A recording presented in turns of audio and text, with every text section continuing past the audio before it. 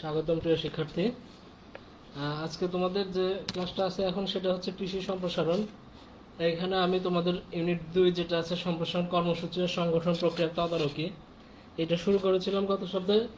এখন আজকে এটা শুরু হবে হলো 2.6 যেটা প্রেষণা আছে। এই প্রেষণার আগ পর্যন্ত আমি তোমাদেরকে বলেছিলাম, এবারের পরবর্তী যে জিনিস এটা আছে হলো তো আমরা প্রেষণা বা উদ্বুদ্ধকরণ বা মোটিভেশন, এই জিনিসটার সাথে আমরা কম বেশি সবাই পরিচিত আর কি, এবং এই কথা আমরা বলেই থাকি বিভিন্ন সময় বিভিন্ন কাজের জন্য আমাদের মোটিভেশন লাগে, তাছাড়া আমি কোনো কাজ করতে পারি না। এবং এটা কৃষি সম্প্রসারণের ক্ষেত্রে কিন্তু এইটা খুবই গুরুত্বপূর্ণ, তার কারণ যেহেতু আমরা সম্প্রসারণটা এই জন্যই করি যে আমাদের কোনো নতুন প্রযুক্তি কিংবা নতুন পণ্য যে জিনিসটা হলো কৃষক যদি ব্যবহার করে, তাহলে একই সাথে তারা যেমন এটা চাষাবাদ করে যেমন আর্থিকভাবে লাভবান হবে, তেমনি করে কিন্তু অতিরিক্ত যে উৎপাদন হবে এটার ফলে কিন্তু দেশও খাদ্য স্বয়ংসম্পূর্ণ হবে, একই সাথে আর্থিকভাবেও লাভবান হবে। এবং এই জিনিসগুলো করার জন্য কিন্তু আসলে যেহেতু আমরা সবাই জানি যে কেউ যদি একটা কাজ অনেক দিন থেকে করতে থাকে, তাহলে এই ধারণা থেকে কিংবা ওই ওই পর্যায় থেকে তাকে সরিয়ে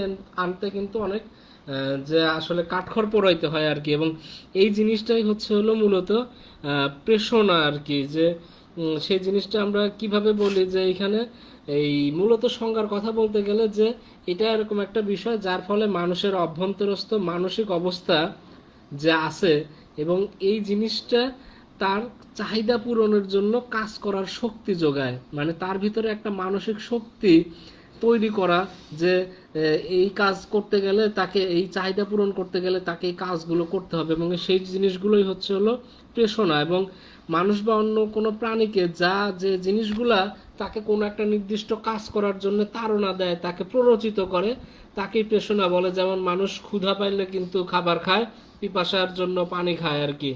আর উদ্দেশ্য অর্জনের জন্য প্রাণীর যে সক্রিয় অবস্থা, এটাই বলে হলো প্রেষণা। এবং একটা সংজ্ঞা আছে জগদীশ সাধানলের, যে প্রেষণা বলতে বোঝায় যে মানুষ ও মনুষ্যত্বের সর্বপ্রকার জীবের কাজ করার পেছনের যে শক্তি, মূলত কাজ করার পিছনের যে শক্তিগুলো, সেটাই কিন্তু হলো প্রেষণা। তো প্রেষণার চক্র এখানে দেখো 4টা ধাপ দেয়া আছে।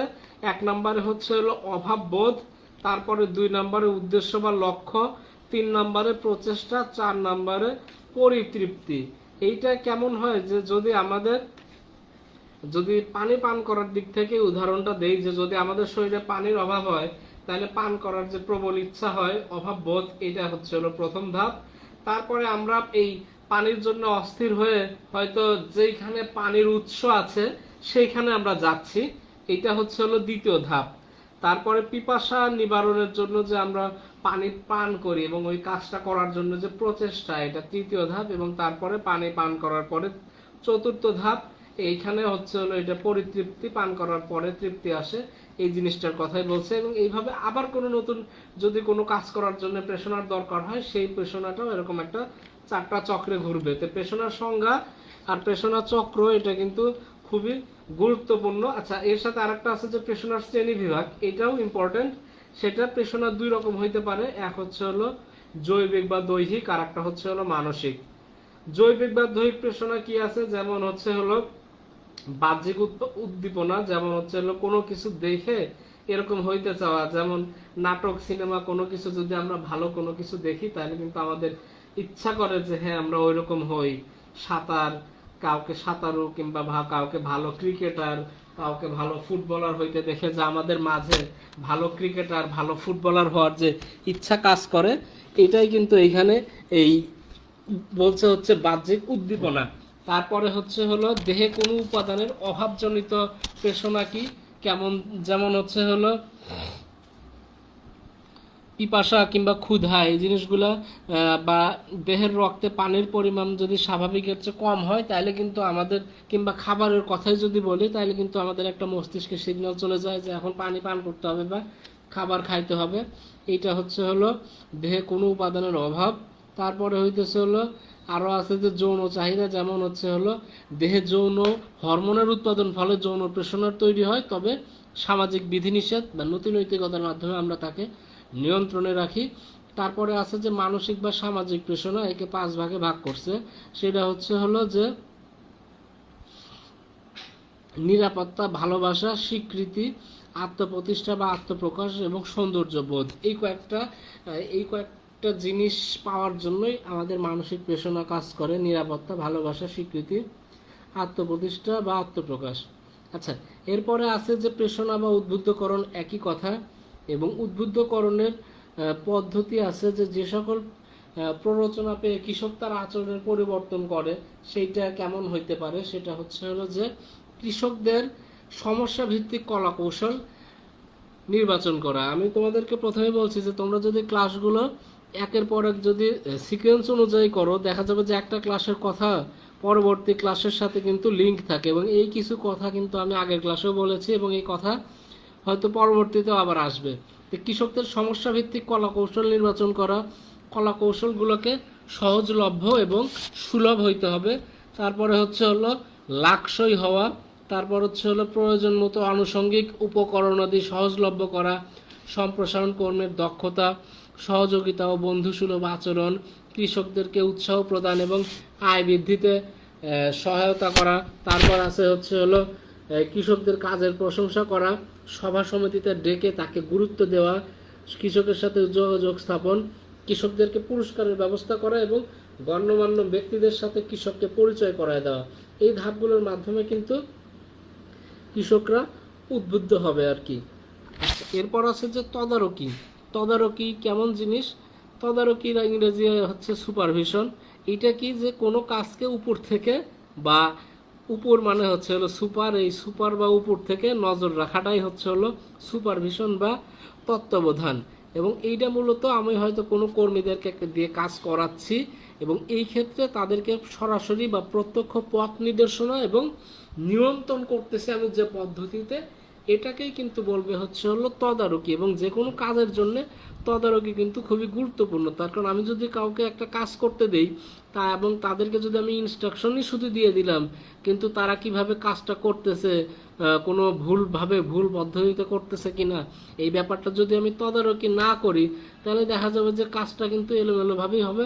পরবর্তীতে আমি যে চাহিদা অর্জনের জন্য এই কাজটা করতে চাচ্ছি, সেই চাহিদাটা কিন্তু আমরা কিংবা সেই লক্ষ্যমাত্রাটা আমরা অর্জন করতে পারবো না। এবং এই তত্ত্বাবধান বা তদারকি হলো এক ধরনের নির্দেশনা যা সাংগঠনিক কাঠামোর নিম্ন স্তরের শ্রমিকদেরকে কার্যকলাপের উপরে দৃষ্টি রাখার সাথে সংশ্লিষ্ট। এবং এই ক্ষেত্রে তাদেরকে কয়েকটা জিনিস তাদেরকে দেখা হয়, সেটা হলো তাদেরকে নির্দেশ দেওয়া হয়, তারা কোনো সমস্যায় পড়লে তাদেরকে প্রত্যক্ষ সহায়তা দেওয়া হয় এবং দিক নির্দেশনা দান করা হয়, নিয়ন্ত্রণ করা হয়।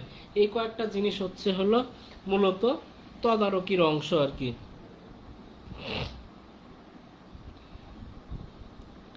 তদারকির গুরুত্ব কি? এইখানে উপাদানটা আগে বলি যে তদারকি হলো এই তত্ত্বাবধান। যদি কেউ তত্ত্বাবধান করতে চায়, মানে যদি কোনো সুপারভাইজার থাকেন, তার 4টা গুণাবলী থাকা উচিত। সেটা হলো তার কাজের সম্পর্কে জ্ঞান থাকা উচিত এবং অন্যান্যদের নিকট থেকে তার সাহায্যের আবেদন নেওয়ার ইচ্ছা থাকা উচিত। তারপরে সুষ্ঠু শিক্ষা এবং উন্নতির ইচ্ছা। তদারকির কিছু গুরুত্ব আছে, সেই গুরুত্বগুলো কেমন? সেটা হলো প্রেষণা।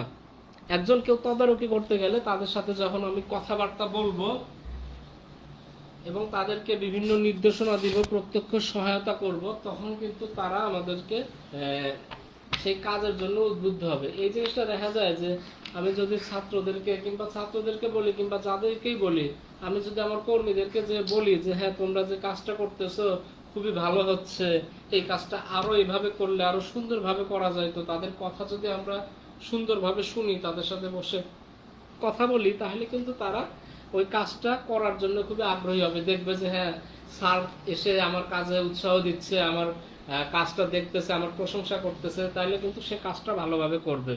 তারপরে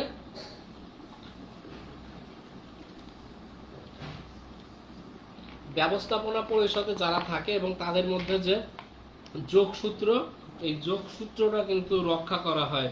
সেটা কেমন? একই রকম ভাবে যে তারা কোম্পানির যে পলিসি এবং ধ্যান ধারণা এইগুলা নিম্ন স্তরের যে শ্রমিকদের কাছে পৌঁছায় দেয় এবং শ্রমিকদের যে অভাব অভিযোগ যদি কোনো কিছু থাকে, তাদের কোনো চাহিদা কিংবা তাদের কাজে সমস্যা হচ্ছে, এই জিনিসটা একই রকমভাবে আবার শীর্ষ মহলকে তাদেরকে জানায়। উত্তম মানবীয় সম্পর্ক, এটা বললাম তোমরা দেখবে যে মানবীয় সম্পর্কের উন্নতি হবে। তত্ত্বাবধায়কের কিছু ভূমিকা আছে, সেই ভূমিকাগুলো কেমন, সেটা হলো ব্যবস্থাপনীয় ভূমিকা।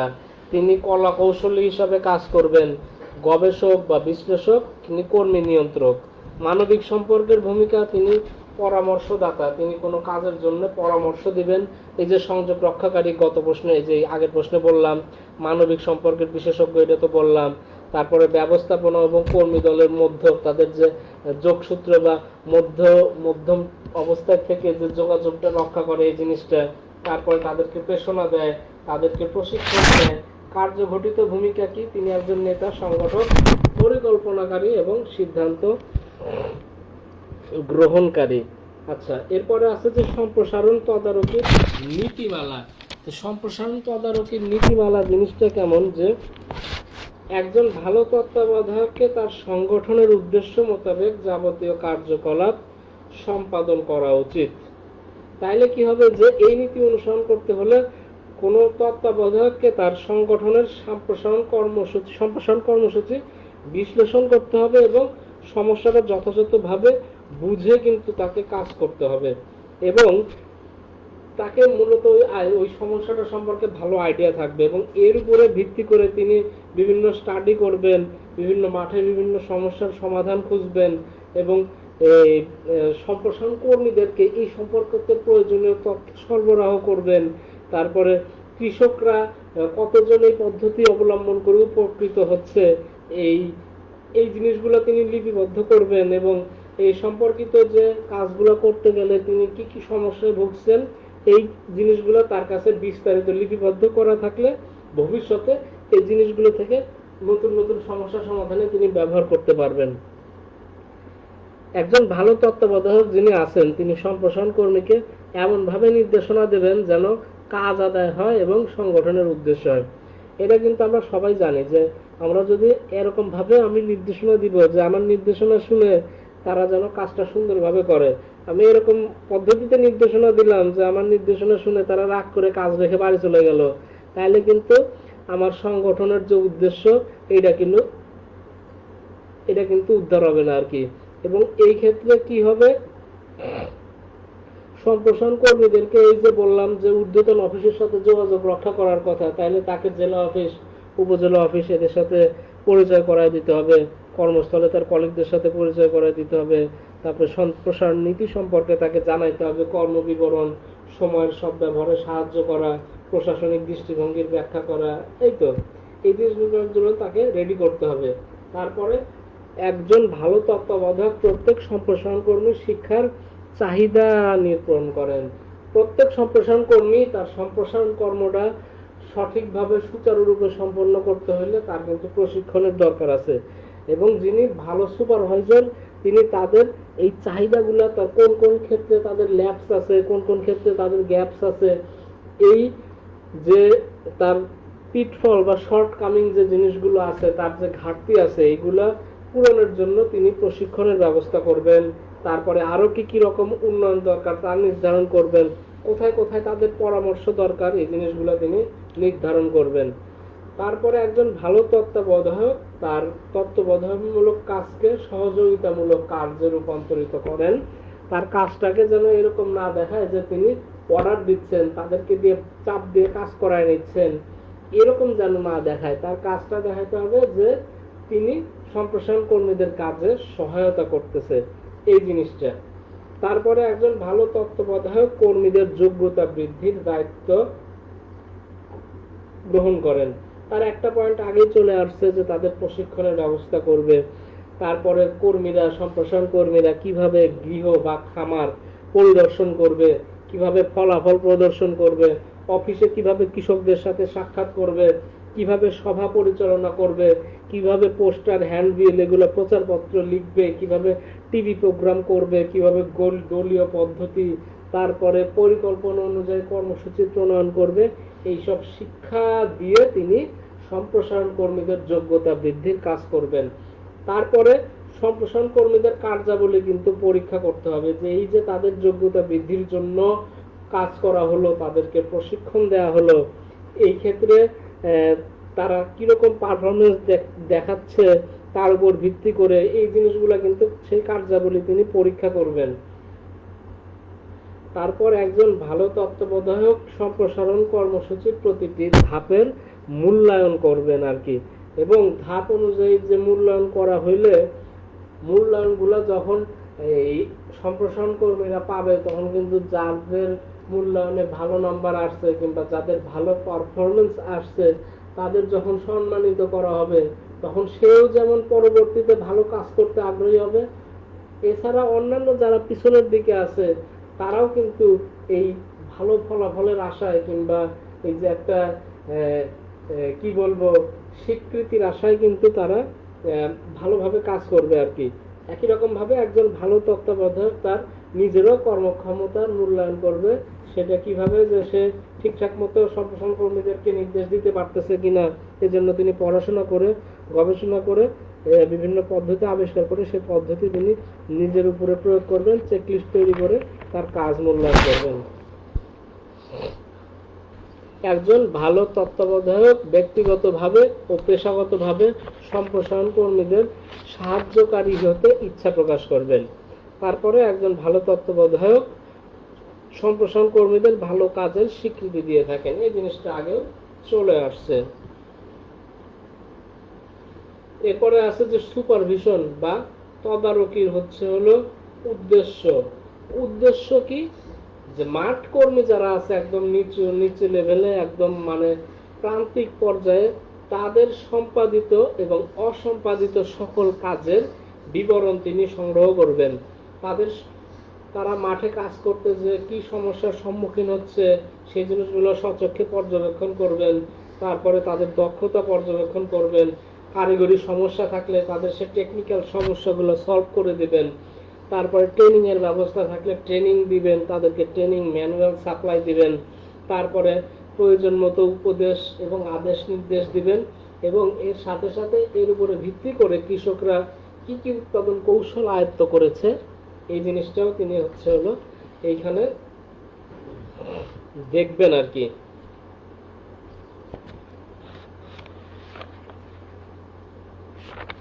এরপরে আছে হলো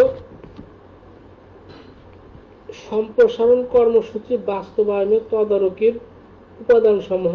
এইখানে হলো উপদেশ বাস্তবায়ন, অংশগ্রহণ অথবা অন্যদের নিকট থেকে সাহায্যের আবেদন, প্রশিক্ষণ ও সুষ্ঠু শিক্ষা, মূল স্তম্ভ বেতন ভাতা, পুনর্বিন্যাস এবং উন্নতির ইচ্ছা থাকতে হবে। তারপর তত্ত্বাবধায়কের নেতৃত্বের ভূমিকা বা মতবাদ আর কি। মূলত এইখানে কিন্তু আমরা সুপারভাইজারদের কথা বলছি, যে তিনি কিভাবে সম্প্রসারণ কর্মীদের মানে মাঠ পর্যায়ে বা প্রান্তিক পর্যায়ে যারা আছে তাদের কার্যাবলীকে কিভাবে নিয়ন্ত্রণ করবে। এবং এখানে বলছে যে এক অর্থে তারা যেহেতু সম্প্রসারণ কর্মীদেরকে নিয়ন্ত্রণ করছে, তারা কিন্তু এক অর্থে নেতা, তারা কর্মীদেরকে তত্ত্বাবধান করে থাকে এবং শীর্ষ ব্যবস্থাপনা তার নিম্ন পর্যায়ে অন্যান্য ব্যবস্থাপকের কার্যকলাপ দেখাশোনা করেন। এবং এ থেকে বোঝা যায় যে প্রতিষ্ঠানের অধিকাংশ শ্রমিক কর্মীর সাথে ব্যবস্থাপকের নয় বরং তত্ত্বাবধায়কের প্রত্যক্ষ সম্পর্ক থাকে। ঘটনাটা কেমন, যে কোন তত্ত্বাবধায়ক তিনি কিন্তু শ্রমিকদের নিয়ে কাজ করেন, তার ঊর্ধ্বতন যে কর্তৃপক্ষ তিনি কিন্তু এসে সরাসরি কৃষকদের সাথে কথাবার্তা বলেন না। এখন ডিএই কিংবা এই যে কৃষি সম্প্রসারণ অধিদপ্তরের মহাপরিচালক তিনি এসে কিন্তু কৃষকদের সাথে হয়তো সরাসরি কথা বলে বিভিন্ন তথ্য নেওয়া কিংবা তাদের সমস্যা জানা না জানার মতো সময় কিন্তু তার সবসময় নাও থাকতে পারে, কিংবা এটা কিন্তু তিনি হয়তো বিভিন্ন তার প্রশাসনিক কাজের জন্য এগুলো কিন্তু করা সম্ভব নাও হইতে পারে। তাহলে তিনি কিভাবে খোঁজ খবর রাখেন কৃষকের?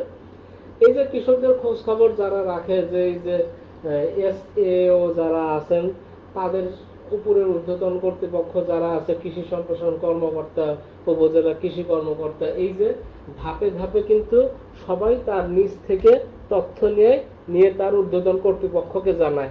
এইভাবে কিন্তু তথ্য আস্তে আস্তে উঠতে উঠতে কিন্তু একদম হায়ার অথরিটির কাছে চলে যায় আর কি। তারপরে হচ্ছে হলো এই সম্পর্কিত নেতৃত্বের কয়েকটা হচ্ছে হলো মতবাদ আছে। একটা হচ্ছে হলো যে ব্যবস্থাপনার মূল ব্যক্তি, কি পারসন ইন ম্যানেজমেন্ট, সেই জিনিসটা কেমন যে গতানুগতিক ব্যবস্থাপনা বা মতবাদ অনুযায়ী তত্ত্বাবধায়কগণকে ব্যবস্থাপনার ক্ষেত্রে মূল শক্তি হিসেবে গণ্য করা হয়। যেমন কেমন হচ্ছে এই ব্যাপারটা যে তত্ত্বাবধায়ক যারা আছে তারাই সিদ্ধান্ত গ্রহণ করেন, কর্মীদের কাজ নিয়ন্ত্রণ করেন এবং পলিসি ব্যাখ্যা করেন এবং সর্বোপরি কর্ম সম্পাদন প্রক্রিয়ায় তারা অবদান রাখেন এবং তারা ব্যবস্থাপনার প্রতিনিধি হিসাবে শ্রমিক কর্মীদের সাথে একইভাবে শ্রমিক কর্মীদের প্রতিনিধি হিসেবে ব্যবস্থাপনার সাথে তারা যোগাযোগ রক্ষা করেন এবং এই ক্ষেত্রে তাদেরকে কি পারসন বলা হয়। এই যে এখানে দেখো একটা ছবি দেওয়া আছে যে শীর্ষ ব্যবস্থাপনা, তত্ত্বাবধায়ক, কৃষক, এই যে তীর চিহ্ন দেওয়া আছে যে শীর্ষ ব্যবস্থাপনা থেকে যে বিভিন্ন নীতিমালা বা প্রযুক্তি যে জিনিসগুলো সম্প্রসারণ করতে হবে সেই জিনিসগুলো আছে হচ্ছে হলো এইখানে। এই যে বিভিন্ন নীতিমালা এইগুলা কিন্তু আস্তে আস্তে নিচের দিকে চলে আসতেছে এবং একই রকম ভাবে নিচ থেকে যে সমস্যাগুলো আছে সেই যে কৃষক থেকে তত্ত্বাবধায়কের মাধ্যমে কিন্তু আস্তে আস্তে উপরে চলে যাচ্ছে আর কি। তারপরে আছে হচ্ছে হলো মধ্যবর্তী পর্যায়ের তত্ত্বাবধায়ক। এইখানে হচ্ছে হলো এই মতবাদ অনুযায়ী তত্ত্বাবধায়কগণ দুটি বিপরীত ধর্মী সামাজিক গ্রুপের যেমন শ্রমিক ব্যবস্থাপকের চাপের মধ্যে থাকেন এবং এই দুই পক্ষের বিপরীতমুখী প্রত্যাশা পূরণ করা তার পক্ষে কখনোই সম্ভব হয় না। এবং এই প্রত্যাশাগুলো কি আছে সেইগুলো হচ্ছে হলো কেমন হয়, যেমন এখানে বলছে যে ব্যবস্থাপনার প্রত্যাশা থাকে যে যারা হায়ার অথরিটি তাদের উদ্দেশ্য থাকে যে অপচয় রোধ করা, কৃষকের শৃঙ্খলা নিশ্চিত করা, উৎপাদন কার্যক্রমের উপর নিয়ন্ত্রণ স্থাপন বা আনুগত্য প্রদর্শন। আর কৃষক বা উপসহকারী কৃষি অফিসারদের প্রত্যাশা থাকে উত্তম তত্ত্বাবধায়ক, ঝামেলার হাত থেকে রক্ষা, ব্যবস্থাপনাকে তাদের মনোভাব সম্পর্কে অবহিতকরণ, সার্বিক সহযোগিতা করা। এবং এই ক্ষেত্রে দেখা যায় যে তীর চিহ্নটা কি আছে, শীর্ষ ব্যবস্থাপনা থেকে তত্ত্বাবধায়কের কাছে, কৃষক থেকে তত্ত্বাবধায়কের কাছে। তার মানে এখানে তত্ত্বাবধায়ক মাঝ পর্যায়ে কিন্তু চাপের মধ্যে আছে আর কি এবং কোনো দিকের উদ্দেশ্যই কিন্তু ঠিকঠাক পালন করতে পারে না। এরপরে আছে যে হচ্ছে হলো প্রান্তিক তত্ত্বাবধায়ক।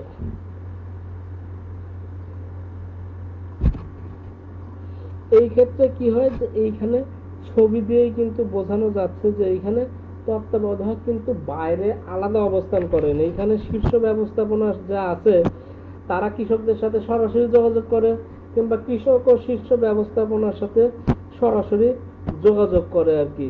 এবং এই ক্ষেত্রে তত্ত্বাবধায়ক তিনি বাইরে থাকেন, তিনি একই রকম ভাবে শীর্ষ ব্যবস্থাপনার সাথেও যোগাযোগ করেন, কৃষকদের সাথেও যোগাযোগ করেন। তিনি মোট কথা কি বলতেছে যে এই ব্যবস্থাপনা কর্তৃক তাই এই যে তত্ত্বাবধায়ককে স্বীকৃতি দেওয়া হয় না, স্টাফ কর্তৃক অবহেলা এবং শ্রমিকদের একজন না হয়, মানে সে না থাকে ব্যবস্থাপনার অংশ, না থাকে কৃষকদের অংশ, সে কিন্তু আলাদা একটা পজিশনে থাকে। এই জন্য একে বলতে হইতেছে হলো প্রান্তিক তত্ত্বাবধায়ক। আর এরপরে বলছে যে অন্য একজন কৃষক। এইখানে তত্ত্বাবধায়কগণ সাধারণত কোনরূপ কর্তৃত্বের অধিকারী হন না, তারা শুধুমাত্র শীর্ষ ব্যবস্থাপনা কর্তৃক গৃহীত সিদ্ধান্ত গ্রহণ করার জন্য প্রয়োজনীয় ব্যবস্থা অর্জন করেন আর কি। সেই জিনিসটা কেমন এইখানে ছবি থেকে দেখা যাচ্ছে যে এইখানে শীর্ষ ব্যবস্থাপক তিনি কৃষকদের সাথে টু ওয়ে যোগাযোগ রক্ষা করেন, তারপরে তত্ত্বাবধায়ক কৃষকদের সাথে টু ওয়ে যোগাযোগ রক্ষা করে, আবার তত্ত্বাবধায়ক শীর্ষ ব্যবস্থাপনার সাথে টু ওয়ে যোগাযোগ রক্ষা করে। সে তার মানে মূলত কি হয় যে এই তিনটা জিনিসের সে একটা মানে একটা লাইন সিস্টেমের অংশ হিসাবে সে থাকে আর কি। এরপরে আছে হচ্ছে হলো আচরণিক বৈশিষ্ট্য আর কি। আচরণিক বৈশিষ্ট্য কেমন? এই যে এখানে ছবি দেখে বোঝা যাচ্ছে যে এখানে শীর্ষ ব্যবস্থাপনা, তত্ত্বাবধায়ক, মানবীয়, কৃষক। এইখানে কি হয় যে তত্ত্বাবধায়কগণ যে শুধুমাত্র টেকনিক্যাল দিকগুলো দেখে তা না, এর সাথে মানবিক দিকগুলোও খেয়াল রাখে। এই জিনিসগুলো হচ্ছে এখানে আছে। এরপরে আছে তত্ত্বাবধান পদ্ধতি।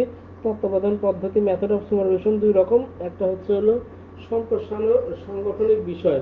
সাংগঠনিক বিষয় সম্প্রসারণ কর্মকর্তা তিনি ফিল্ড ট্রিপে যায় কিনা, সম্প্রসারণ কর্মীদের সহায়তা করে কিনা, সাবঅর্ডিনেটগণ কৃষকদের গৃহ খামার পরিদর্শনে যথেষ্ট সময় দেয় কিনা, সম্প্রসারণ কর্মকর্তা এবং কর্মীদের এরিয়া সঠিকভাবে চিহ্নিত হয়েছে কিনা, তারপরে সঠিক দল বদলে বিভক্ত হয়েছে কিনা, সঠিক চাষি নির্বাচন করা হয়েছে কিনা, তারপরে প্রয়োজন মতো ব্লক পরিদর্শনে যায় কিনা, ব্লক পরিদর্শনের তারিখ জানে কিনা, কৃষকগণ এই যে অনুমোদিত কৌশল এটা গ্রহণ করে কিনা, তারপরে সম্প্রসারণ কর্মীরা ভিজুয়াল এইড যে জিনিসগুলো আছে, ভিডিও, ছবি, এই জিনিসগুলো ব্যবহার করে কিনা, উন্নত প্রযুক্তি যেগুলো আছে সেগুলোর, তারপরে ফলাফল প্রদর্শন, রেজাল্ট ডেমনস্ট্রেশন করে কিনা, মাঠ দিবস করা হয়েছে কিনা, তারপরে কাজের সমস্যাগুলো কি, সবাই নিয়মিত প্রশিক্ষণ নেয় কিনা, তারপরে সম্প্রসারণ কর্মকর্তারা সম্প্রসারণ কর্মীদের আরো কাজ বেগবান করার জন্য কি ব্যবস্থা নেবে, তারপরে আছে যে কোনো কৃষকদের প্রতিক্রিয়া কি এ সম্পর্কে, মানে মূলত যে জিনিসগুলো সেটা হচ্ছে যে তাদের ওই সাংগঠনিক বিষয়গুলো, মানে কাজের যে ডেকোরাম আছে, কাজের যে পদ্ধতি আছে, কি পদ্ধতিতে কাজ করা উচিত, এই সাংগঠনিক বিষয়গুলো তারা মেনটেন করতেছে কিনা। আর একটা আছে হচ্ছে হলো কারিগরি বিষয়।